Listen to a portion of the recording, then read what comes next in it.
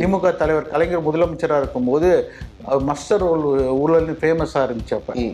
அப்போ திமுக காங்கிரஸ் கவுன்சில் நிறைய பேர் கைது செஞ்சு மாநகராட்சியை கலைச்சார்.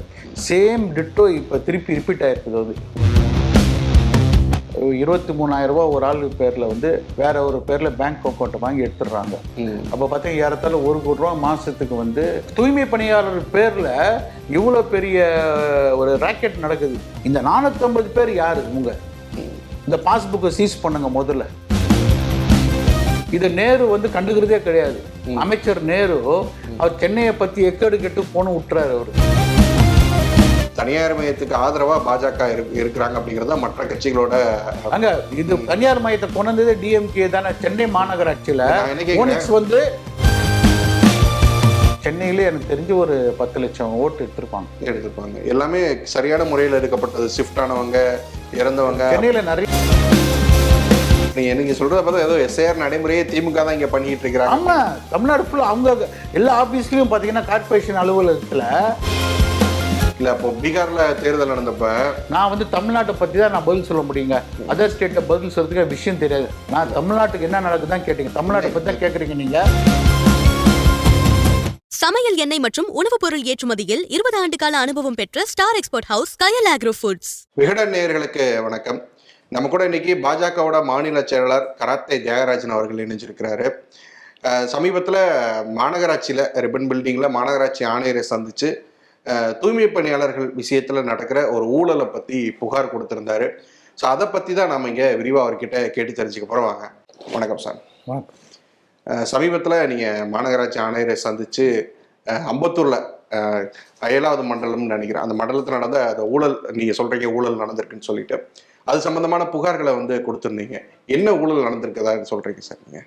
அம்பத்தூர் மண்டலம் 7 சென்னை மாநகராட்சியில் மண்டலம் 7ல் வந்து தூய்மை பணியாளர்கள் வந்து மொத்தம் அங்கே வந்து ஒரு 1450 பேர் மாதத்துக்கு வேலை செய்கிறாங்க. அங்கே அதில் பார்த்தீங்கன்னா 1000 பேர் தான் ஒரு ஒரிஜினல் லிஸ்ட்டில் இருக்காங்க.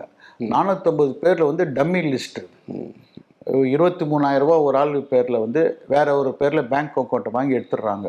அப்போ பார்த்தீங்கன்னா ஏறத்தாழ 1 கோடி ரூபா மாதத்துக்கு வந்து அந்த பணம் வந்து ஒரு சில ஆளுங்கள்கிட்ட போயிடுது. குறிப்பாக அந்த மண்டல சேர்மன் டிஎம்கே சேர்ந்த மூர்த்தி, அந்த ஜோனல் அதிகாரி இப்போ பிரபாகரன், அதுக்கப்புறம் அந்த யூனியன் அந்த தலைவராக இருக்கிற பாரதி, இவங்க 3 பேர் சேர்ந்து தான் இந்த பணத்தை எடுத்துக்கிற மாதிரி ஒரு குற்றச்சாட்டு இருக்குது.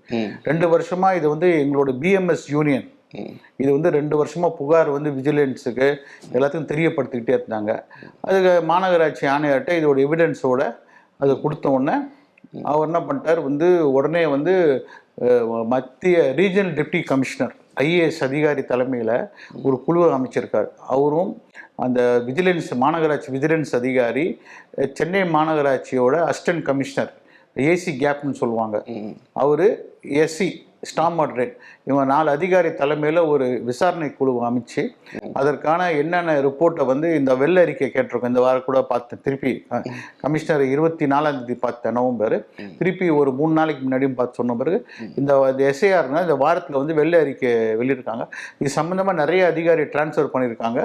அது விசாரணை அதிகாரியும் நியமிச்சிருக்காங்க. அது வந்து இது சம்மந்தமாக வந்து மாநகராட்சியில் வந்து அந்த ஆர்டரும் போட்டிருக்காங்க.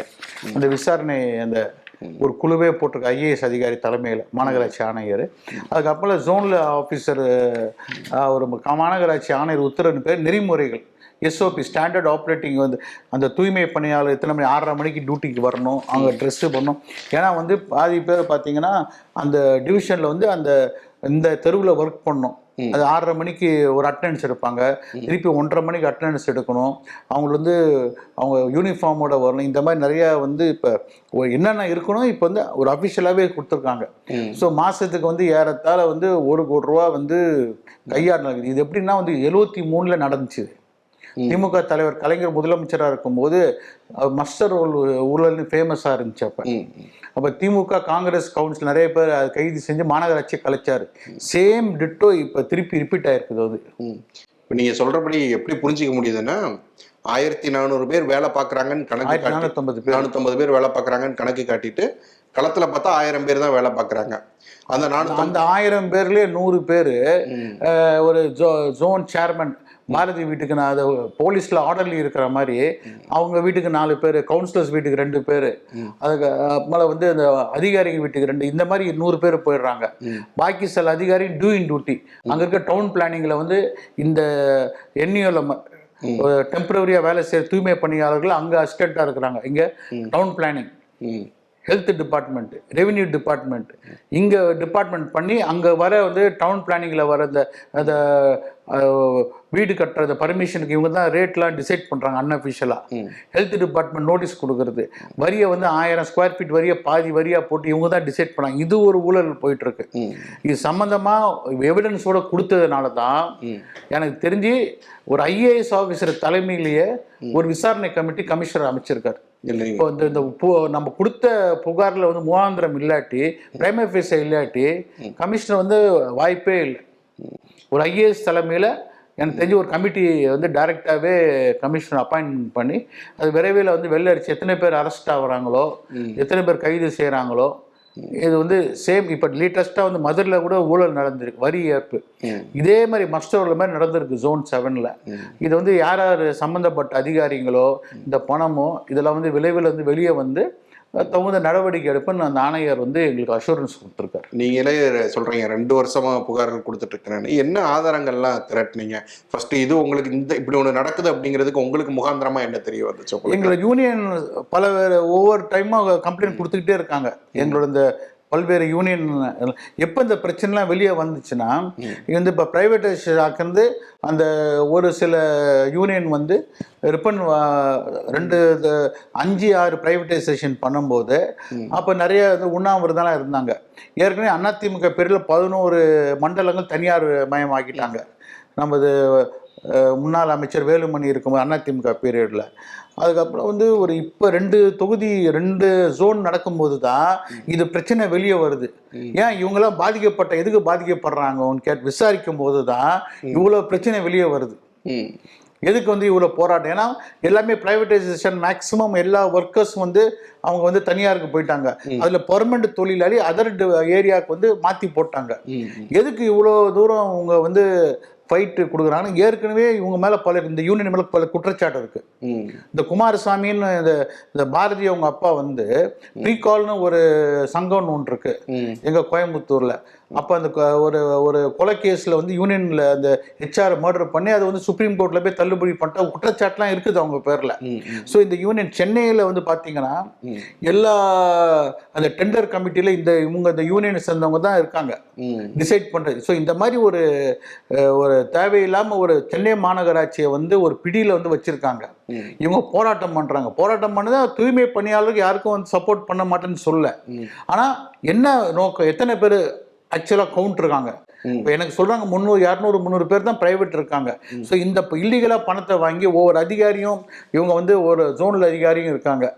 இவங்க வந்து பணத்தை கொடுத்து இந்த மாதிரி யூனியனை வந்து இன்டைரக்டாக டெவலப் பண்ணி டெய்லி ஆர்ப்பாட்டம் போராட்டம் 50 பேர் 100 பேர் பத்திரிகையை வச்சுக்கிட்டு மீடியாவை. ஆனால் எந்த விதமான பொலிட்டிக்கல் பார்ட்டியும் ஓப்பனாக இவங்களுக்கு வரல இது வரைக்கும். அந்த ஆர்ப்பாட்டம் பண்ணும்போது ரிப்பன் பில்டிங் வந்தாங்களோ இல்லையா, இப்போ எந்த விதமான பொலிட்டிக்கல் பார்ட்டியும் ஓப்பனாக இது வரைக்கும் வரல உங்களுக்கு டைரக்டா. இல்லை இப்போ நீங்கள் சொல்கிற அந்த ஊழலுக்கும் இதுக்கும் நேரடி தொடர்பு இருக்குங்கிறீங்க நீங்கள்? ஆமாம். இப்போ வந்து தூய்மை பணியாளர் பேரில் இவ்வளோ பெரிய ஒரு ராக்கெட் நடக்குது. அதனால தான் கமிஷனர் சொல்லி என்கொயரி பண்ண என்ன தான் நடக்குது கார்பரேஷனில். தூய்மை பணியாளர் எத்தனை பேர் இருக்காங்க, அவங்க வேலை கொடுக்கறது ரெடியாக இருக்காங்க, கொடுத்துருங்க. அதிமுக பீரியட்லையும் பிரைவேடைஸ் ஆக்குனாங்க. அவர் முதலமைச்சர் அண்ணன் ஸ்டாலின் இருக்கும்போது ஓனிக்ஸ் இருக்கும்போது ஃபர்ஸ்ட் அவர் தான் பிரைவேடைசேஷன் ஆக்குனார். அப்போலேருந்து இருக்குது. யார் பெர்மனெண்ட்டாக இருக்காங்களோ அவங்களாம் வேலைக்கு கிடைச்சிருது. பிரைவேட்டாக இருக்கிறவங்க எத்தனை பேர் பாதிக்கப்பட்டவங்க லிஸ்ட்டு கொடுங்க. அவங்க அந்த தனியாருக்கு வந்து போயிடுறாங்க. ஆனால் இவ்வளோ தூரம் போராட்டம் பண்ணுறதுக்கு அன்பத்தூர் இவ்வளோ தூரம் நடக்குது. இப்போ இந்த சங்கத்து மேலே ஒரு குற்றச்சாட்டு இருக்குல்ல, அதுக்கு திமுகவை சேர்ந்த இதை நேரு வந்து கண்டுக்கிறதே கிடையாது. அமைச்சர் நேரு அவர் சென்னையை பற்றி எக்கேடு கெட்டு போன்னு விட்டுறாரு அவர். ஏன்னா அவருக்கு வந்து என்னன்னா இப்போ அவருக்கும் உதயநிதி பிரச்சனையா இல்லை அவருக்கும் முதலமைச்சர் அண்ணன் ஸ்டாலினுங்க பிரச்சனையான்னு தெரியல. நேரு தலையிட்டு இந்த பிரச்சனை ஏன் தீர்க்கணும் தெரியல. அவங்க திமுக நடக்கிற உட்கட்சி போற பிரச்சனையில இது பொதுமக்கள் தான் பாதிக்கப்படுறாங்க.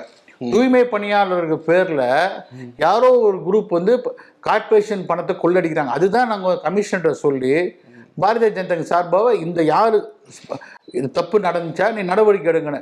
இது நடவடிக்கை தப்பு நடந்துறதுனால தான் கமிஷனர் வந்து ஒரு ஐஏஎஸ் அதிகாரி தலைமையில் ஒரு குழு போட்டிருக்காரு. நீங்க அந்த எல்டியூசி அவங்கள தான் குற்றச்சாட்டுறீங்க, குமாரசாமி, பாரதி இவங்கள தான். இல்லை, கமிஷனர் இப்போ வெளியில் வரும். இப்போ அவருக்கு வந்து இப்போ அவர் ஐஏஎஸ் ஆஃபீஸர் தலைமையில் குற்றச்சாட்டு போடுறாங்க. டிஎம்கே இன்வால்வ்டா இவங்க கூட. இப்போ Zone 7 தான் மெயினாக கொண்டு வரோம் நம்ம. இப்போ Zone 7 சேர்மனு அவங்க தான் வந்து இது இருக்கான். இப்போ மாநகராட்சி ஆணையர் எப்படி ஒரு ஐஏஎஸ் ஆஃபீஸர் தலைமையில் எப்படி வந்து ஒரு குழு போடுவார் தவறு இல்லாட்டி? இப்போ இல்லை, நான் என்ன கேட்குறேன், நீங்கள் அவங்கள குற்றம் சாட்டுறீங்க எல்டியூசியை, அவங்களே அரசுக்கு எதிராக இந்த அதிகாரிகளுக்கு எதிராக தானே போராடிட்டு இருக்காங்க தூய்மை பணியாளர்களை கூட்டி. எப்படி அவங்க 2 பேரும் சேர்ந்து இப்படி ஒன்று பண்ணியிருப்பாங்கன்னு நினைக்கிறேன். அம்பத்தூர் அதான் இப்போ விசாரணை இப்போ பண்ணணும்ல. இப்போ அம்பத்தூரை பற்றி எதுவுமே வாயை திறக்க மாட்டாங்களா அவங்க? அம்பத்தூர்ல தானே இவ்வளவு பிரச்சனை நடக்குது. நான் அந்த குறிப்பிட்ட அந்த ஒரு ஜோன்ல சொல்றேன்ல, இது வரைக்கும் அவங்க வந்து அந்த அந்த ஜோன் சேர்மனை பத்தி வாயை திறக்க மாட்டாங்களா அவங்க? திமுக சேர்மனை பத்தி. ஆமா, இது கொலிஷன் இருக்காங்க, 2 பேருமே கொலிஷன் ஆகி உடந்தையா இருந்தா இவ்வளவு பிரச்சனை நடக்குது. இப்ப இல்லைன்னு சொல்ல லிஸ்ட் கொடுக்க சொல்லுங்க. பக்கம் எப்படியும் ஒரு வாரத்துல தெரிஞ்சிடும். இப்ப ஞானகரேட்டே கேட்டுக்கினே ஒரு வாரத்துல வந்து வெள்ளை அறிக்கை கொடுத்தாகணும். இப்ப கொடுத்த கம்ப்ளைண்ட்டுக்கு இப்ப அப்ப தெரிஞ்சுக்கலாம்ல. ஒரு ஐஏஎஸ் ஆஃபீஸர் தலைமையில் இது கொடுத்துருக்காங்க. அது வந்த பிறகு தான் அடுத்த நடவடிக்கை தான் என்னன்னு நம்ம பார்க்கணும். இவங்க ரிப்போர்ட்டை வச்சுட்டு தான். இப்போ 450 பேர் இருக்கிறாங்களே இல்லையா லிஸ்ட்டில்?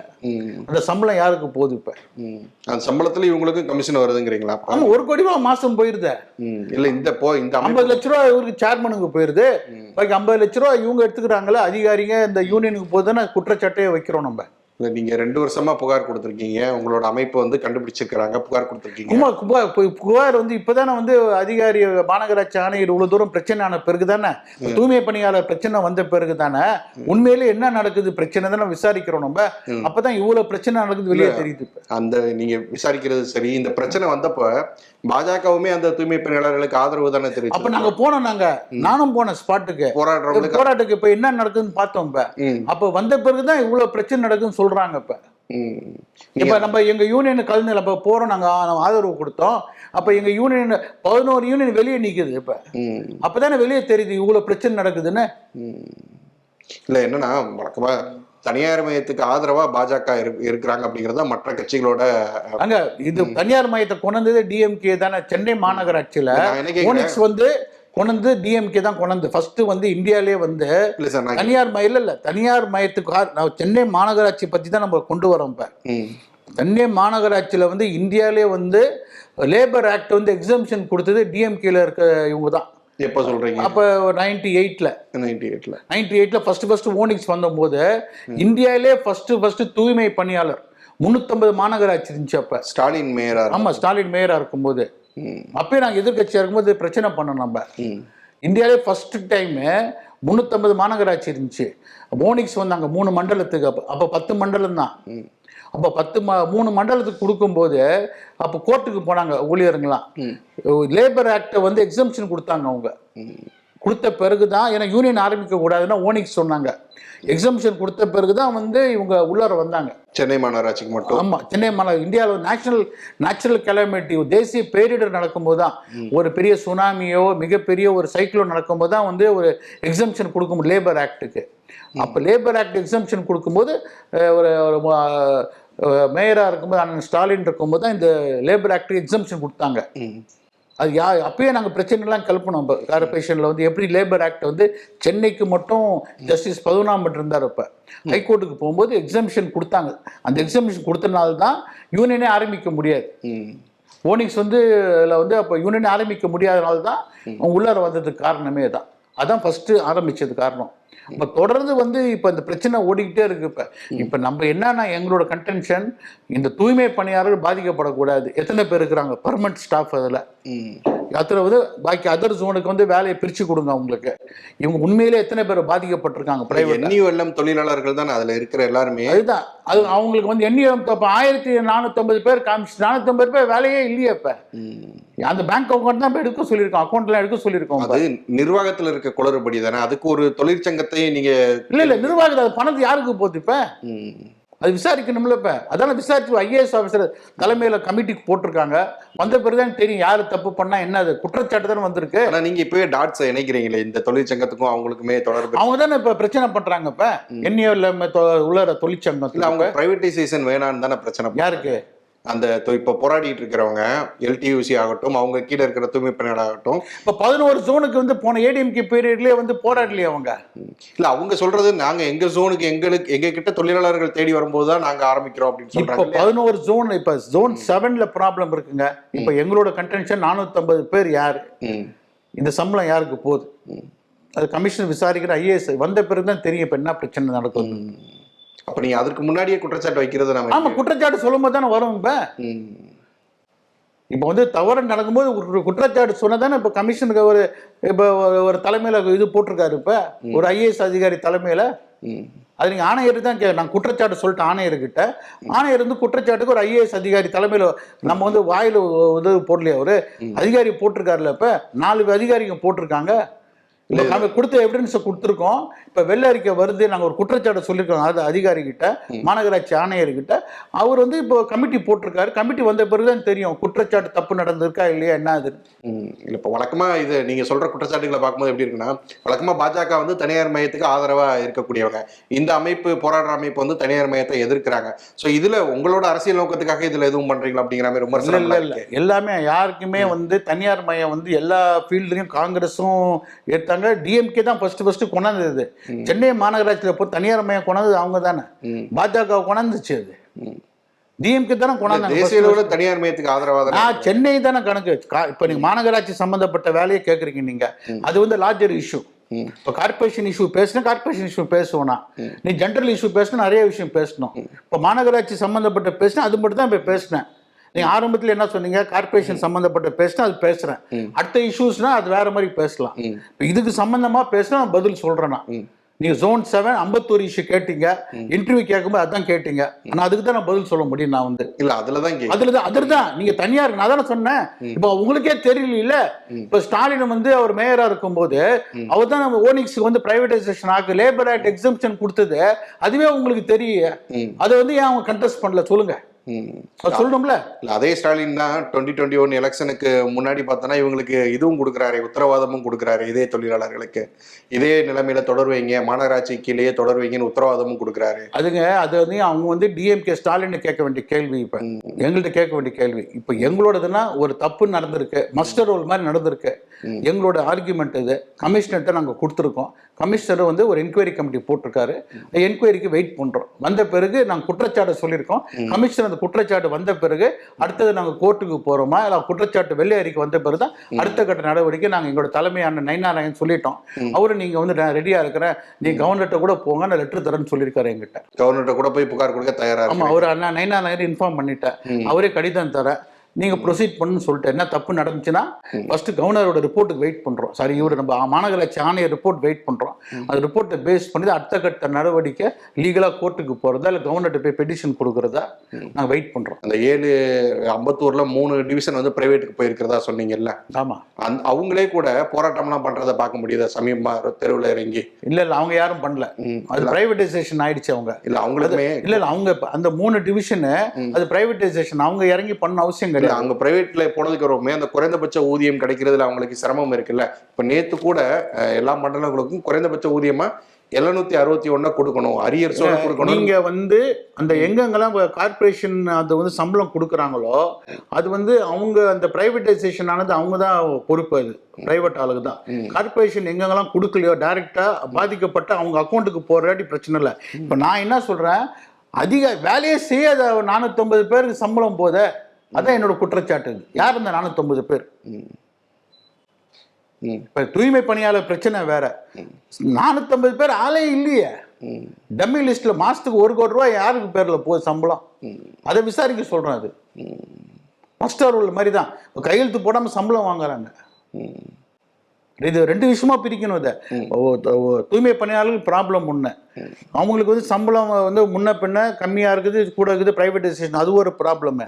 இந்த 450 பேர் யாரு உங்க, இந்த லிஸ்ட் கொடுங்க, இந்த பாஸ்புக்கை சீஸ் பண்ணுங்க முதல்ல. டோட்டலா மாநகராட்சி வந்து டம்மி லிஸ்ட் இருக்குல்ல, அதானே இப்ப கேட்கறோம். இப்ப அந்த 1000 பேர் அங்க டூயிங் டியூட்டி யாரு பாக்குறா, ரூட்டீனா போடுங்க. இப்ப அதான ப்ராப்ளமே இருக்கு. இப்ப லிஸ்ட் கேட்டிருக்கோம், விரைவில் வந்து 450 பேர் லிஸ்ட் மட்டும் கேட்டிருக்கோம் நாங்க.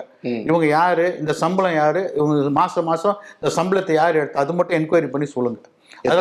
அதான் போலீஸ் ஒரு அசிஸ்டன்ட் கமிஷனர் ஒரு அதாவது விஜிலன்ஸ் ஆஃபீஸர் டிஎஸ்பி ரேங்க்கு, ஒரு ஐஏஎஸ் அதிகாரி, ஒரு கார்பரேஷனில் சேர்ந்த ஏசி கேப்பு, இவங்க தலைமையில் கமிட்டி வந்த பிறகு தான் நம்ம டிசைட் பண்ணி சொல்ல முடியும் நம்ம என்ன அது.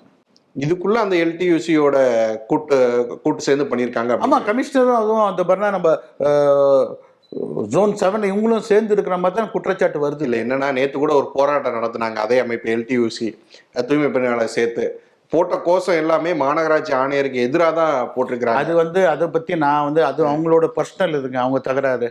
எங்க அவர் கேண்டிடேட்டே போறேன்னு சொல்லியிருக்காரு, முதலமைச்சர் எடுத்து கேண்டிடேட்டே போறேன்னு சொல்லியிருக்காரு. அவர் யாரு? இல்ல நான் அதான் இல்ல அவர் அந்த அளவுக்கு அவர் என்ன பண்றாரு, ஆணையர் மேல குற்றச்சாட்டு சொல்றாரு. யாரு?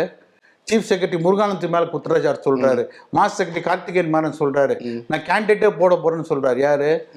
முதலமைச்சர் ஸ்டாலின் எடுத்து கேண்டிடேட்டே போட போறோம், நாங்க உதயநிதி கேண்டிடேட் எடுத்து போறோம். அது அவங்களோட வேலை. அது கேண்டிடேட் போடுறாங்களா, அது அவங்க அது என்ன எலெக்ஷன்ல தேர்தலில் அவங்களோட ஜனநாயகத்தில் அவங்களோட கடமை. அது அவங்களோட அவங்களோட விருப்பம். அது ஜனநாயகத்தில் யார் வேணாலும் போட்டியிடலாம், அது அவங்களோட இது. அது யார் தூண்டுதல் பேர்ல பண்றாங்களா என்னன்னு நான் நினைக்கிறேன். ரெண்டு தரப்பும் இவ்வளவு எதிரெதிரா நிக்கிறாங்க, எப்படி பிறகு கூட்டு சேர்ந்து ஒரு ஊழல் பண்ணிருக்க முடியும்னு யாருக்கு இல்ல. எல்டியூசியும் அதிகாரிகள் தரப்பும் எதிரெதிரா நிக்கிறாங்க. நான் அம்பத்தூரை மட்டும்தான் நான் சொல்றேன். அம்பத்தூர்ல இருக்கக்கூடிய திமுக காரங்க கூட சேர்ந்துக்கிட்டு பண்ணிருக்காங்க. ஆமா, அதனால தான் நான் சொல்றேன். இப்ப மூர்த்தி மேல டைரக்ட் மூர்த்தியை வாயை திறந்து சொல்லுங்க, வாயை திறக்க மாட்டாரு இது வரைக்கும் அந்த ஜோன் சேர்மன். அதனால தான் 450 பேர் லிஸ்ட் கொடுக்க சொல்லுங்க. 450 பேர் வேலை செய்யற அந்த லிஸ்ட் மட்டும் கொடுக்க சொல்லுங்க. பாக்கி தூய்மை பணியார் 2ஆ பிரிக்கணுங்க. அங்க பாக்கி ஜோன்ல அம்பத்தூர்ல 450 பேர், அம்பத்தூர் மட்டும்தான் ஸ்பெசிஃபிக்கா கம்ப்ளைண்ட் கொடுத்துருக்கோம். நம்ம அதர் ஜோனுக்கு வேற. இப்ப இந்த கம்ப்ளைண்ட்ல ஒரு உத்தரவு போட்டிருக்காரு, என்ன ஆகுதுன்னு வெயிட் பண்ணி பார்க்கலாம். இதான் நீங்க எஸ்ஐஆர் கூட்டங்களுக்கும் ஆலோசனை கூட்டங்களுக்கும் தொடர்ச்சியா போயிட்டு இருக்கிறீங்க. ஸோ அங்கே என்ன மாதிரியான விஷயங்கள் பேசப்படுது ஆலோசனை கூட்டத்தில்? நீங்கள் இதில் என்ன சிக்கல்கள், நடைமுறை யதார்த்த சிக்கல்களாக என்ன இருக்குது, நீங்கள் அங்கே என்ன எடுத்து வைக்கிறீங்க? இப்போ எஸ்ஐஆர் இப்போ தமிழ்நாடு பொறுத்த மட்டும் பார்த்தீங்கன்னா, இப்போ மாவட்ட தேர்தல் அதிகாரி, சென்னைனா கார்பரேஷன் அவர் தான் மாவட்ட தேர்தல் அதிகாரி. மப்சல் அதர் டிஸ்ட்ரிக்டில் பார்த்தீங்கன்னா கலெக்டர் தான் தேர்தல் அதிகாரியாக இருக்கார். சென்னையில் 16 தொகுதி அட்மினிஸ்ட்ரேட்டிவ் 22 தொகுதியில் கமிஷனர் பார்க்குறாரு. ஆனால் சென்னையில் அவர் கலெக்டர் கண்ட்ரோலில் 16 அது 16 அவர் கண்ட்ரோலில் இருக்குது. இப்போ எங்கே அது அவர் கீழே இஆர்ஓஸ், எலெக்ஷன் ரெஜிஸ்ட்ரேஷன் ஆஃபீஸர்ஸ், ஒரு தொகுதிக்கு ஒரு அலுவலர் போடுறாங்க, தொகுதி தேர்தல் அலுவலர் அதிகாரி. அதுக்கப்புறம் பூத் லெவல் ஆஃபீஸர்ஸ், பிஎல்ஓஸ். இப்போ மேக்ஸிமம் எங்களோட குற்றச்சாட்டுனா பிஎல்ஓஸ் மேக்ஸிமம் நியமித்து அவங்க யார் கண்ட்ரோல் யாருன்னா தூய்மை பணியாளர்கள் அப்புறம் சத்து உணவில் வேலை செய்கிற அவங்க ஸ்டாஃபு, அதுக்கப்புறம் அந்த வெட்டினரி ஸ்டாஃப் யாருன்னா மாடு பிடிக்கிறவங்க, இப்போ கொசு மருந்து அடிக்கணும், இந்த மாதிரி ஆளுங்க தான் BLOs, booth level officers. So இந்த மாதிரி லெவலில் தான் ஒரு பூத்துக்கும் 1200 ஃபார்ம் கிட்ட கொடுக்குறாங்க. சென்னையில் பார்த்தா எனக்கு தெரிஞ்சு ஒரு சட்டமன்றத்தையும் 50,000 1 லட்சம் ஓட்டு நீக்கப்படுறதுக்கு வாய்ப்பு இருக்குது. 10 லட்சம், அதாவது 40 lakh ஓட்ஸில் 10 லட்சம் ஓட்டு போயிடும். இப்போ என்ன சொன்னாங்கன்னா, இப்போ அதுக்கு தெரியும் உங்களுக்கு, இந்த ஃபார்ம் இப்போ இந்த எஸ்ஐஆர் ஃபார்ம் எல்லாருமே போட்டிருந்தாங்க. இப்போ நம்ம என்ன சொன்னோம், நாங்கள் ஃபர்ஸ்ட் காலம் ஃபில் பண்ணால் போதும், செகண்ட் தேர்டு காலம் இருக்குல்ல, அதில் தான் 2002 2005 உள்ள. ஆமாம், அந்த ஃபில் பண்ணாட்டி கூட ஃபார்மை கையெழுத்து போட்டு கொடுத்துட்டு டிராஃப்ட் ரோவில் உங்களுக்கு வரைவு வாக்காளர் பட்டியலில் உங்கள் பேர் வந்துடும். அதுக்கப்புறமேல உங்களுக்கு நோட்டீஸ் கொடுப்பாங்க. அந்த 13 டாக்குமெண்ட்டில் அந்த 13 பிஆர் இது, பாக்கி 12 டாக்குமெண்ட்டில் ஒரு டாக்குமெண்ட் கொடுத்துட்டாங்கன்னா ஃபைனல் வாக்காளர் லிஸ்ட் February மாதம் வந்துடும்னு சொன்னோம். அதுவும் ஏற்றுக்கிட்டாங்க. மாநில சிஇஓ அர்ச்சனா பட்நாயக்கும் மாவட்ட தேர்தல் அதிகாரி எல்லாமே இன்ஸ்ட்ரக்ஷன் கொடுத்துட்டாங்க, எல்லாமே தெளிவாக. நீங்கள் எல்லா ஃபார்மை ரிட்டர்ன் பண்ணாவே இப்போ அந்த பிஎல்ஓஸ் அவங்களோட செல்லை அது ஸ்கேன் பண்ணி பண்ணுறாங்க. இவங்க ஒர்க் அவுட் இருக்கிறதுனால ஒவ்வொரு தொகுதியிலையும் ப்ரைவேட்டாக இந்த கல்லூரி மாணவர்கள் ப்ரைவேட்டாக அவுட் சோர்சிங் பண்ணி ஒவ்வொரு தொகுதியிலையும் இப்போ இந்த ஃபார்மை சேர்த்துக்கிறாங்க. இப்போ எனக்கு தெரிஞ்சு ஒரு நாளைக்கு 1000 ரூபாய் தராங்கன்னு சொல்கிறாங்க. யாருக்கு? அந்த வேலை செய்கிற அந்த டெம்பரவரி அந்த ஸ்டாஃபுக்கு அவங்க சீக்கிரம் ஃபார்மு ஒரு ஃபார்முக்கு 5 ரூபா கணக்கில் கொடுக்குறாங்க அவங்க. இப்போ என்ன சொல்லிட்டாங்க, அந்த மேப்பிங்னு சொல்கிறாங்க, அந்த 2005 அந்த ஓட்டு இல்லாட்டி, அந்த மேட்சிங் இல்லாட்டி கூட சேர்த்துருங்க, நோட்டீஸ் கொடுங்கன்னு. இப்போ நோட்டீஸ் கொடுத்தா ஒவ்வொரு பூத்துக்கும் ஏறத்தாழ 200 300 பேருக்கு வந்து நோட்டீஸ் கொடுக்க வேண்டியது வரும். அதுவும் ஒரு பெரிய தலைவலி ஆஃப்டர் இந்த வரைவு வாக்கல். இப்போ அது என்ன சொல்கிறாங்க, ஜென்ரலாக தமிழ்நாடு ஃபுல்லாகவே வந்து டோட்டலாகவே வந்து ஒரு நீங்கள் லிஸ்ட்டில் சேர்த்துருங்க, மேப்பிங் வந்து ஒரு அட்ஜஸ்ட் பண்ணி வந்து உள்ளர வந்து ஃபார்ம் சப்மிட்டட் வந்துட்டாவே இது வந்து டோட்டலாக எனக்கு தெரிஞ்சு தமிழகத்தில் வந்து இந்த எஸ்ஐஆர் வந்து ஒரு பக்கம் திமுக என்ன சொல்கிறாங்க கோர்ட்டில் அவங்களும் கூட்டணி கட்சி நாங்கள் வரவேற்கிறோம், ஆனால் டைம் லிமிட் இப்போ சரியில்லைன்னு சொல்கிறாங்க. ஆனால் டோட்டல் கண்ட்ரோல் பார்த்தா அவங்களோட பிஏ போட்ட அதிகாரிங்க எல்லாமே வந்து அவங்களோட கண்ட்ரோலில் போயிடுச்சு. இப்போ டைம் லிமிட் சொல்கிறீங்க, டைம் லிமிட் கம்மியாக இருக்க போய் தானே ஒரு வாரம் எக்ஸ்டெண்டும் பண்ணியிருக்கிறாங்க. அதை குற்றச்சாட்டு சரிதானே? இப்போ இல்லை அவங்க டைம் லிமிட் கேட்குறது என்னன்னா, இப்போ வந்து இப்போ கிறிஸ்மஸ் வருது, பொங்கல் வருது, இப்போ மழை காலமாக இருக்குது, டோட்டலாகவே வந்து எலெக்ஷன் முடிஞ்சு வைக்கணும்னு சொல்கிறாங்க. ஆனால் இந்த டைம் லிமிட்டை வச்சு அவங்க பயன்படுத்திக்கிட்டு அவங்களுக்கு தேவையான ஓட்டை மட்டும் எடுத்துக்கிட்டு பாக்கி எல்லா ஓட்டு நீக்கிறதுக்கான ஏற்பாடு நடந்துட்டு இருக்கு. இப்போ வரைவு வாக்காளர் வந்த பிறகு தான் தெரியும் எவ்வளோ ஓட்டு எடுத்திருக்காங்க. சென்னையிலே எனக்கு தெரிஞ்சு ஒரு 10 லட்சம் ஓட்டு எடுத்திருப்பாங்க. எல்லாமே சரியான முறையில் எடுக்கப்பட்டது. ஷிஃப்ட் ஆனவங்க, இறந்தவங்க. சென்னையில் நிறைய ஷிஃப்டிங் வருது இப்போ இந்த சிஸ்டத்தில். இது வந்த பிறகுதான் வந்து தெரியும் தமிழ்நாட்டில் யாருக்கு தெரிஞ்சு ஒரு 75 லட்சத்துலேருந்து 1 கோடி வரைக்கும் அவங்க ஓட்டு இல்லாமல் போயிடுற மாதிரி இருக்கும். இப்போ ஓட்டு இல்லாமல். ஸோ அது எப்படி கடந்தது இப்போதான் 2024 தான் எல்லாரும் வாக்களிச்சிருக்கிறாங்க. இப்போ போறாங்கன்னா எல்லாமே இரட்டை பதிவாக இருந்திருக்குமா? இறந்தவங்க பேரை நீக்கிறது, ஷிஃப்டிங் இருக்கும். இப்போ இந்த வருஷம் வந்து தமிழ்நாட்டில் பார்த்தீங்கன்னா 60 to 65% தான் ஓட்டு போல் ஆகும். ஸோ அந்த ஓட்டு தகுந்த மாதிரி யாருன்னா அந்த ஓட்டுலாம் வந்துடும். இப்போ 65 to 70%. இப்போ கூட விசாரித்தேன், சோழிங்கநல்லூர் 6 லட்சம் ஓட்டு இருக்கு, அங்கேயே 2 லட்சம் ஓட்டு இப்போ இல்லாமல் போயிருன்னு சொல்கிறாங்க. இல்லாமல் போயிருந்து மீன்ஸ் என்ன? 4 lakh ஓட்ஸ் தான் வந்து இறந்து போனவங்களோட பேரை நீக்கிறாங்க. ஷிஃப்டிங் வேற டபுள் என்ட்ரி வரும். சோழிங்கநல்லூர்லேயே 4 lakhs 2 lakhs ஓட்டு போயிடும். இப்போ வேளச்சேரி தொகுதியிலே உதாரணத்துக்கு எனக்கு தெரிஞ்சு 1 lakh ஓட்டு இப்போ ஷிஃப்டிங்கு டபுள் என்ட்ரி டெத்தில் இருக்காது. இப்போ 3 லட்சம் ஓட்டு வச்சிங்களேன் வேளச்சேரியில், எனக்கு தெரிஞ்சு ஒரு 1.5 to 175 ஓட்டு தான் வரும். நீங்கள் எல்லாமே ஷிஃப்டிங்கு இறந்தவங்கன்னு சொல்கிறீங்க. திமுக கூட்டணி கட்சிகள் இதைத்தானே விமர்சிக்கிறாங்க. இவ்வளோ பெரிய மாஸ் நம்பரில் வந்து வாக்காளர்களை வந்து நீக்கிறது அப்படிங்கிறது பாஜக சதி செய்யுது, பாஜக தேர்தல் ஆணையத்தோட சேர்ந்து கூட்டு சதி செய்யுது அப்படின்னு. தேர்தல் ஆணையம் என்பது யாரு? அர்ச்சனா பட்நாயக் இருக்காங்க. பட் அது சிஸ்டம் யாரு? மாவட்ட கலெக்டர்ஸ். அவங்க யாரு? டிஸ்ட்ரிக்ட். இது வந்து கோட் ஆஃப் கண்டக்ட் ஒன்றும் வரல. இது வந்து எல்லாமே வந்து இன்னும் அவங்க மாவட்ட மந்திரிங்க, எம்எல்ஏ, எம்பிங்க, கவுன்சிலர்ஸ் இவங்க கண்ட்ரோல் தானே இருக்குது எல்லாமே. இன்னும் பார்த்தீங்கன்னா மேயர் ஆஃபீஸ் இருக்குது, சீல் வைக்கல. டிப்டி மேயர் ஆஃபீஸ் இருக்குது, சீல் வைக்கல. Zone chairman, MLA, councillor office இதுவுமே ஒரு பார்லிமெண்ட் எலெக்ஷனை சீல் வச்சுருவாங்க. இப்போ பார்த்தீங்கன்னா உதாரணத்துக்கு அடையார் வேளச்சேரி ஜோன் போனீங்கன்னா அடையாரில் கீழே ஃபஸ்ட்டு கிரவுண்ட் ஃப்ளோரில் சேர்மன் ஆஃபீஸ் இருக்குது, ஜோன் சேர்மன் டிஎம்கே. இது ஃபஸ்ட்டு ஃப்ளோரில் ஜோனல் ஆஃபீஸர் இருக்குது. கீழே வந்து எல்லா ஃபார்மும் இவங்களுக்கே ஒரு ஆஃபீஸ் கீழே இருக்குது. இப்போ நீங்கள் சொல்கிறத பார்த்தா ஏதோ எஸ்ஐஆர் நடைமுறையே திமுக தான் இங்கே பண்ணிட்டு இருக்கிறாங்க. ஆமாம், தமிழ்நாடு ஃபுல்லாக அவங்க எல்லா ஆஃபீஸ்லையும் பார்த்தீங்கன்னா கார்பரேஷன் அலுவலகத்தில் அந்த மண்டல அந்த கீழே பிஎல்ஓஸ் பார்த்தீங்கன்னா அந்த வட்ட டிவிஷன் ஆஃபீஸ் இருக்கும். அது பக்கத்தில் பார்த்தீங்கன்னா இந்த குரூப் இவங்களை எல்லாமே பக்கத்தில் ஆஃபீஸ். இவங்களுக்கு அந்த ஆஃபீஸ் சீல் வைக்கலையா? இப்போ நீங்கள் சொல்கிறீங்க, நீங்கள் சொல்லும் போதே திமுகவோட பிஎல்ஏக்கள் கிரவுண்டில் பிஎல்ஓக்களை வந்து டேக் ஆஃப் கண்ட்ரோலில் கொண்டு வந்துட்டாங்க அப்படின்னு அவங்க போகிறாங்க களத்தில் கூட. பட் மற்ற கட்சிகள் ஏடிஎம்கே, பிஜேபி மற்ற கட்சிகளோட பிஎல்ஏக்களை களத்தில் பார்க்க முடியலையே பெருசா. இல்லை, பிஎல்ஓ ஃபார்ம் கண்ட்ரோல் அவங்க தானே, பிஎல்ஓ கண்ட்ரோல் தானே ஃபார்ம் இருக்கு. இல்லை இவங்க போகிறாங்க, இவங்க என்னதான் பூத்தில் ஒரு மொத்தம் 12 கட்சி தான் ரெகனைஸ் பொலிட்டிக்கல் பார்ட்டி. பிஎல்ஏ 2ன்னு சொல்லுவாங்க, பூத் லெவல் ஏஜென்ட்ஸு. அவங்க வந்து அஃபிஷியலாக வந்து கையெழுத்து போட்டு வாங்க முடியாது. ஃபார்மை கலெக்ட் பண்ணலாம். அந்த ஃபார்ம்லேயே பாருங்கள், கையெழுத்து போகிறது பிஎல்ஓ தான். கமிஷனர்ட்டே கேட்ட, கார்பரேஷன் கமிஷனர், மாவட்ட தேர்தல் கையெழுத்து போகிறது அவங்க என்டாஸ்மெண்ட். நாங்கள் பிஎல்ஓ கையெழுத்து போட முடியாதுல்ல. ஆனால் டிஎம்கே என்ன பண்ண பஞ்சு அவங்க ஃபார்மை வாங்கிடுறாங்க. ஏன்னா அவங்க போட்ட பிஎல்ஓ தானே, அவங்க நியமிச்ச ஆள் தான். நாங்கள் கவுன்சிலரோ அந்த வட்ட செயலர் பகுதி செயலர் அவங்க போட்ட ஆள் தானே பிஎல்ஓஸ். ஸோ அவங்க இன்டெரக்டா ஃபார்ம் எல்லாம் அவங்க கண்ட்ரோலில் போயிருது எல்லாமே. அவங்க ஆஃபீஸ் தான் இருக்குது எல்லா இடத்துலையும். இப்போ அவங்க என்ன சொல்றாங்க, அவங்க மக்களுக்கு உதவி பண்றதா சொல்றாங்க. இது நிரப்புறதுல மக்களுக்கு எல்லாரும் உதவி பண்றது எலெக்ஷன் கமிஷன் கொடுத்துருக்காங்க. ஆனா அவங்க ஆபீஸே பக்கத்துல இருக்க. இப்ப அதிமுக பிஜேபிக்கு எங்க ஆபீஸ் இருக்கு சொல்லுங்க. அப்ப நீங்க என்ன சொல்றீங்கன்னா, இப்போ தேர்தல் ஆணையத்தோட அதிகாரிகளை, தேர்தல் செயல்பாட்டில் இருக்கக்கூடிய அதிகாரிகளை அதிகாரத்தில் இருக்கக்கூடிய கட்சி வந்து பயன்படுத்திக்க முடியும்னு சொல்றீங்க. இங்க தமிழ்நாட்டுல இப்ப வந்து தமிழ்நாட்டை பொறுத்த மட்டும் இப்ப இந்த எஸ்ஐஆர்ல அவங்க தான் வந்து இப்ப பயன்படுத்திக்கிறாங்க மொத்தத்தையும். இப்ப மாவட்ட தேர்தல் அதிகாரிகள், ஐஏஎஸ், கலெக்டர்ஸ், மாநகராட்சி ஆணையர், அதுக்கப்புறம் இஆர்ஓஸ், டிஆர்ஓ ரேங்க்ல ஜோனல் ஆபீசர்ஸ், பிஎல்ஓஸ் எல்லாமே டிஎம்கே போட்ட ஆளுங்க தானே. இன்டைரக்டா அவங்க கண்ட்ரோல் இருக்கிற ஆளுங்க தான் எல்லாமே. இல்ல அப்போ பீகார்ல தேர்தல் நடந்தப்ப நான் வந்து தமிழ்நாட்டை பத்தி தான் நான் பதில் சொல்ல முடியுங்க.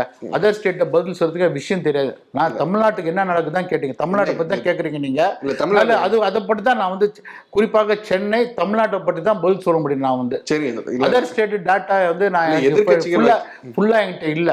நீங்க தமிழ்நாட்டை பத்தி கேட்டீங்கன்னா அதர் கேட்டுன்னா நான் ஃபுல் டேட்டா வந்து அது வேற எங்களோட பார்ட்டியில வந்து அவங்க இருக்காங்க, நிறைய பேர் இருக்காங்க. அதர் டேட்டா தமிழ்நாட்டை பத்தி கேட்டுனா நீங்க என்ன இன்டர்வியூ கேட்டீங்கன்னா தமிழ்நாட்டை பத்தி எஸ்ஐஆர் சென்னை மாநகராட்சியில 7வது மண்டலம் இதுக்கு தான் நான் வந்து இன்டர்வியூ ஒத்துக்கிட்டேன். இதுக்கு தகுந்த மாதிரி கேட்டா பதில் சொல்றேன். இதுக்கு சம்பந்தப்பட்டதா என்ன அப்படின்னா நான் தமிழ்நாட்டோட எஸ்ஐஆர் என்ன நடக்குது அதுக்கு தான் நான் வந்து டேட்டா கொடுக்க முடியும். அதுதான் என்ன நடக்குது அதை பத்தி நான் சொல்ல முடியும், குறைபாடுகள். அதர் ஸ்டேட் நடக்குது எனக்கு விவரம் இருந்தா நான் கேட்டு சொல்றேன். கேள்வி முடிச்சுக்க. கேள்வி அதுதான் நீங்க சொல்றீங்க சரிதான். இப்ப திமுக தலைவர் மு க ஸ்டாலினுமே என்ன குற்றச்சாட்டுறாங்க, எதிர்கட்சிகள் என்ன குற்றச்சாட்டுறாங்கன்னா நீங்க சொல்றபடியே எடுத்துக்கலாம். இப்ப தமிழ்நாட்டுல வந்து திமுகவால தேர்தல் அதிகாரிகளை வந்து கட்டுக்காட்டுகளை வச்சுக்க முடியும்னா நீங்க தேசிய லெவலில் எடுத்துக்கோங்க, இல்ல கடைசியா எஸ்ஐஆர் நடந்தா பீகார்ல எடுத்துக்கோங்க. அங்க ஆட்சியில இருந்தது யார்? அங்க பாஜகவோட கூட்டணி தானே ஆட்சியில இருந்தாங்க. அப்ப அங்க அவங்க தேர்தல் அதிகாரிகளை கட்டுப்பாட்டுல வச்சிருக்க முடியும் இல்லையா? அப்ப அங்க காங்கிரஸ் வைக்கிற குற்றச்சாட்டுகள் சரிதானே. தேர்தலில் வாக்குகளை திருடிட்டாங்க, அதிகாரிகளை கட்டுப்பாட்டுக்குள்ள வச்சுக்கிட்டாங்க, தேர்தல் ஆணையத்தோட கூட்டு சேர்ந்துக்கிட்டாங்கன்னு சொல்ற குற்றச்சாட்டுகள் சரியாகுதே நீங்க சொல்ற மாதிரி பார்த்தா? அங்க நான் இப்போ வந்து தமிழ்நாட்டிலோட ஒரு முதலமைச்சர் வந்து வீடியோ போட்டார் ஆரம்பத்தில். என்ன பண்ணாரு, எனக்கே ஃபார்ம் ஃபில் பண்ண தெரில, எனக்கு குழப்புது, எனக்கு செகண்ட் தேர்ட் காலம். ஆனால் ஒரு மாநில தேர்தல் ஆணைய சிஇஓ அவங்க என்ன சொன்னாங்க, செகண்ட் தேர்ட் காலம் ஃபில் பண்ண தேவையில்ல. மாநகராட்சி ஆணையரும் மாவட்ட தேர்தல் அதிகாரி எல்லாமே சொல்லிட்டாங்க. ஒரு முதலமைச்சர் தான் தேவையில்லாமல் தப்பாக வந்து குழப்பினது தமிழ்நாட்டில் எஸ்ஐஆர்ல. ரெண்டாவது வந்து அவங்களே தப்புன்னு சொல்லிட்டு இன்னைக்கு முழு வீச்சில் அவங்க தானே வேலை செஞ்சு எல்லாமே எஸ்ஐஆருக்கு வந்து எல்லாமே வேலை செய்யறாங்க தமிழ்நாட்டில். தமிழ்நாட்டு என்ன நடக்குது அந்த பிரச்சனை தான் நான் வந்து பேச முடியும். நீங்க முதலமைச்சர் நாங்க தமிழ்நாட்டோட பாஜக செயலாளருங்க, நான் பிஆருக்கு செயலாளர், அகில இந்திக்கு நான் பொறுப்பு கிடையாது. இல்ல இது ஒரு தமிழ்நாட்டுக்கு பாஜக செயலாளர். குறிப்பா சென்னையில வந்து எலெக்ஷன் கமிஷன் எனக்கு வந்து ஆத்தரைஸ் பண்ணிருக்கேன் எங்க மாநிலத்தினர் அண்ணன். அதுக்கு தான் நான் வந்து பதில் சொல்ல முடியும். அதர் ஸ்டேட்டுக்குலாம் நான் வந்து பதில் சொல்ல முடியாது. தமிழ்நாட்டில் என்ன குளறுபடி நடக்குது, தமிழ்நாட்டு ப்ராப்ளத்தை பத்தி நான் பேசுறதுக்கு பண்ண முடியும். அதான் என்ன வந்து எனக்கு வந்து சில தகவலை நான் சொல்ல முடியும். அதர் ஸ்டேட்னா அது வந்து அதர் ஸ்டேட்டு பீகார்ல இருக்கிற அவங்க பிஜேபியோ எங்க ஆல் இண்டியா லீடர்ஸோ இல்லை அவங்கள ஆத்தரைஸ் பண்ண அவங்க தான் பேச முடியும். நான் இந்த ஸ்டேட்டில் இருக்கிற பிரச்சனைங்க, குறிப்பாக சென்னையில் இருக்கிற பிரச்சனையை மட்டும் தான் நான் வந்து எடுத்து சொல்ல முடியும் உங்கள்கிட்ட. இல்லை நானும் ஒப்பீடாதான் கேட்டேன், எதிர்கட்சிகளோட குற்றச்சாட்டுகளை தான். தமிழ்நாட்டை பத்தி சொல்லுங்க, நான் பதில் சொல்றேன். இப்போ நீங்க முதலமைச்சரோட வீடியோ பத்தி சொன்னீங்க, அவர் வீடியோ வந்து இப்போ வெளியிடுன்னு நினைக்கிறேன். இந்த எஸ்ஐஆர் நடைமுறைகள் ஆரம்பிச்ச முதல் 1-2 நாட்கள்ல தான் அந்த வீடியோவும் வெளியானுச்சு. இப்போ நீங்களே இப்பவே சொல்றீங்க இன்னும் அந்த ஃபார்ம் நிரப்புறதுல குழப்பம் இருக்கு, கீழே இருக்கக்கூடிய காலமா நிரப்படமா வேணாமா அப்படிங்கறதுல குழப்பம் இருக்கு. அது வந்து ஆரம்பத்திலே நாங்க அவர் வந்து அவர் என்ன சொன்னாரு, இந்த வந்து அப்பயே ஆரம்பத்திலே நாங்க சொல்லிட்டோம் இந்த form second and third column fill பண்ண வேணாம் எடுத்துக்கணும். பிஎல்ஓக்களுக்கு சரியா போய் சேர்ந்துச்சா? யாருக்கு? பிஎல்ஓக்களுக்கு அந்த சரியா போய் சேர்ந்துச்சா? மாநகராட்சி நிறைய இடங்கள்ல பிஎல்ஓக்கள் அப்பவுமே வந்து 2வது 3வது காலம் நிரப்பி தானே கேட்டுக்கிட்டு இல்ல. அப்பயே ஆல் பார்ட்டி மீட்டிங்ல இப்ப வந்து செக்ரட்டரியேட் நடக்கிற ஆல் பார்ட்டி மீட்டிங்லயோ அவங்க ஆர்எஸ் பாரதி என்ஆர் இளங்கோ வரும்போது சொல்லிட்டாங்க, எங்க சென்னையில அந்த மாவட்ட தேர்தல் அதிகாரி மீட்டிங் நடக்கும் போது இப்போ சென்னையில் அந்த அவங்க டிஎம்கே காங்கிரஸ்ல சொல்லிட்டாங்க எல்லாருமே. அவங்க சரியாக போய் கீழே வந்து அவங்க டெலிவரி பண்ணணும்ல. ஆல் பார்ட்டி மீட்டிங் போட்டு தொகுதி வேற சொல்றாங்களே எல்லாமே வந்து. இது டவுட்டை வந்து கிளியர் பண்ணணும்ல. இந்த ஃபார்ம் இந்த மாதிரி பிரச்சனை இருக்கும்போது சொன்ன உடனே மக்களுக்கு இருந்த டவுட்டை தானே அவருமே வெளிப்படுத்தினார் அப்படின்னு எடுத்துக்காரு. மக்களுக்குமே அந்த 2வது 3வது காலம் எப்படி நிரப்புறதுங்கிற சந்தேகம் இருந்துச்சு. அதைத்தானே அவர் வீடியோவா வெளியிட்டாரு, மக்களோட சந்தேகத்தை தானே வெளிப்படுத்தினாரு. நயினார் நாகேந்திரன் அந்த ஃபார்மை வச்சுக்கிட்டு எங்கேயாச்சும் அவர் வீடியோ போட்டாரு அவரு சொல்லுங்க. அவர் போடலையா? ஒரு பாஜக மாநில தலைவர் எங்களை மாதிரி ஒரு நிர்வாகியை அந்தந்த மாவட்டத்துக்கு நியமிச்சு நீங்க போய் பார்த்துட்டு நாங்க தானே சொல்றோம். ஒரு முதலமைச்சர் ஒரு பொறுப்பான திமுக தலைவர் என்ற முறையில சொல்றேன், நான் முதலமைச்சர் முறையில் இந்த வீடியோ போடல அப்படின்னு சொல்லணும்ல. அவங்க ஆளுங்கெல்லாம் வந்து இப்போ இங்கே ஒரு நயனா நாகேந்திரன் வந்து எங்கள்கிட்ட கேட்குறாரு, என்ன நீங்கள் எலெக்ஷன் கமிஷன் போட்டு என்ன தகவல் சொல்கிறாங்களோ அவர் வந்து ஃபார்மை வச்சுக்கிட்டு எங்கேயுமே வீடியோ போடலையே. ஒரு மாநில தலைவர் எஸ்ஐஆர் நடைமுறை எதிர்க்கிறாங்கல்ல, ஆர்ப்பாட்டம் பண்றாங்க. அவர் தானே எஸ்ஏஆரை வந்து நான் ஏற்றுக்கிறோன்னு சொல்கிறாருல, அஃபிடேவிட் தான் போட்டிருக்காங்க சுப்ரீம் கோர்ட்டில். எஸ்ஏஆர் ஏற்றுக்கிறோம், டைம் லிமிட் தான் கேட்குறாங்க அவங்க. டிஎம்கேட கன்டென்ஷன் கூட்டணி கட்சி என்ன கேட்குறாங்க, எஸ்ஏஆர் வேணான்னு சொல்லனாங்க. சுப்ரீம் கோர்ட்ல அஃபிடேவிட் படிச்சு பாருங்க நீங்க. அதனாலதான் அல்ல எஸ்ஏஆரை ஏத்துக்கிறோம், டைம் தான் கேட்குறாங்க. இந்த சிச்சுவேஷன் வந்து வேணாம், இது வந்து பொங்கல் இருக்கு, கிறிஸ்துமஸ் இருக்கு, மழை காலமா இருக்கு, இதான் வேணாம்னு சொல்றாங்க அவங்க. ஆமா, பதற்றமா பரபரப்பா நடத்த வேணாங்க வந்து டைம் லிமிட் கேட்குறாங்க. இந்த நடைமுறையை வந்து இந்த சிஸ்டத்தை வேணான்னு சொல்லவே இல்லை அவங்க. அஃபிடேவிட்டை கொடுத்துருக்காங்க அவங்க. எலெக்ஷன் கமிஷனில் அஃபிடேவிட் வாங்கி பாருங்க நீங்க, டிஎம்கே அஃபிடேவிட் வாங்கி பாருங்க, அவங்க சீனியர் அட்வொகேட் ஆர்கியூமெண்ட் பண்ணும்போதும் பாருங்க. நடைமுறையை வந்து எங்களுக்கு டைம் கொடுங்கன்னு சொன்னாங்க. இந்த நேரத்தில் வேணாம், ஆஃப்டர் வந்து அசம்பிளி எலெக்ஷன் முடிச்ச பிறகு வச்சிங்கன்னு சொல்றாங்க, அவ்வளோதான். ஆமா, அது எதுக்காக சொல்றாங்கன்னா தேர்தல் ஏப்ரல்ல வரப்போகுது, இப்ப மழை காலமா இருக்கு, பண்டிகை காலமா இருக்கு, அதை காரணமா வச்சுதானே சொல்றாங்க அவங்க. இப்போ ஆல்மோஸ்ட் வந்து இந்த நடைமுறையை வந்து அவங்க வந்து அவங்களுக்கு தோன்ற மாதிரி பயன்படுத்தினால்தான் எங்களோட குற்றச்சாட்டை சொல்றோம். இப்போ டிராஃப்ட் ரோல் வந்த பிறகுதான் தெரியும் யார் ஓட்டு யார் போயிருக்கணும். அது வந்த பிறகு அடுத்த கட்டத்துக்கு நான் பதில் சொல்ல முடியும் உங்களுக்கு. இப்போ என்ன நடக்குதுன்னு உங்கள்ட்ட சொல்லிட்டேன், கேட்டேன். நிறைய ப்ராப்ளம் இருக்குது. அவங்க இதை பயன்படுத்திட்டு நிறைய ஓட்டை அவங்க வந்து மிஸ்யூஸ் பண்ணுறாங்க அவங்க. ஸோ வந்த பிறகு தான் வந்து டிராஃப்ட் ரோல் வந்த பிறகு தான் எங்கள் கூட்டணி கட்சியை சேர்ந்த அதிமுகவோ எங்களை நயனா நாகேந்திரம் சேர்ந்து டிராஃப்ட் ரோல் வந்த பிறகு தான் என்ன ப்ராப்ளம் வந்து அடுத்த கட்டத்துக்கு நாங்கள் வந்து ப்ரொசீட் பண்ண முடியும். நன்றி, இவ்வளவு நேரம் எங்க கூட இணைந்து நிறைய விஷயங்கள் பேசுறதுக்கு நன்றி. 20 ஆண்டுகளாக உலக நாடுகளுக்கு உயர்தர சமையல் எண்ணெய் மற்றும் உணவுப் பொருட்கள் ஏற்றுமதியில் இந்திய அரசின் ஸ்டார் எக்ஸ்போர்ட் ஹவுஸ் அங்கீகாரம் பெற்ற கயல் ஆக்ரோ ஃபுட்ஸ்.